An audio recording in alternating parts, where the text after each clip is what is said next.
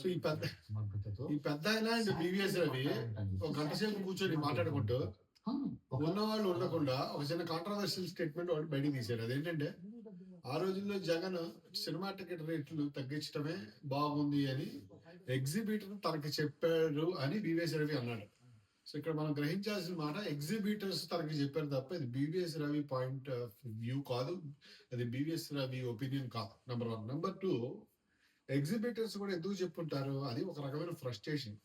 ఇప్పుడు వీళ్ళ పరిస్థితి ఎట్లా ఉందంటే, సినిమా టికెట్ల రేట్లు తగ్గించినా ఆ రోజుల్లో వీళ్ళకి ఇలా రిటర్న్ ఆన్ ఇన్వెస్ట్మెంట్ రాలేదు. ఇప్పుడు సినిమా టికెట్ రేట్లు వీళ్ళు పెంచుకున్నా ఇళ్ళ చేతుల్లో ఉన్నా రావట్లేదు.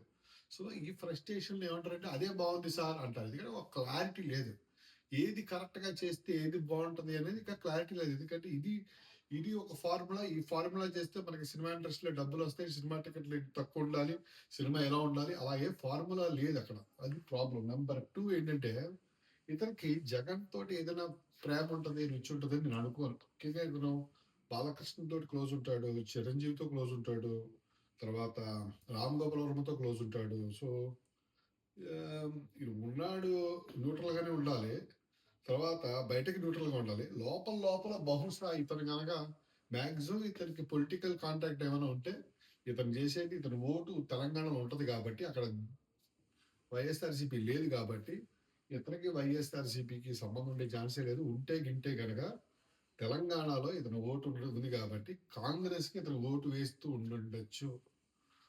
అది మనకు సంబంధం లేదు, మనం అడగాల్సిన అవసరం కూడా లేదు. ఎందుకంటే విజయవాడ నుంచి వచ్చిన వాళ్ళు బ్రాహ్మణులు, ముఖ్యంగా వీళ్ళు తెలుగుదేశం పార్టీకి ఆపోజిట్ ఉండేవాళ్ళు ఆ రోజుల్లో.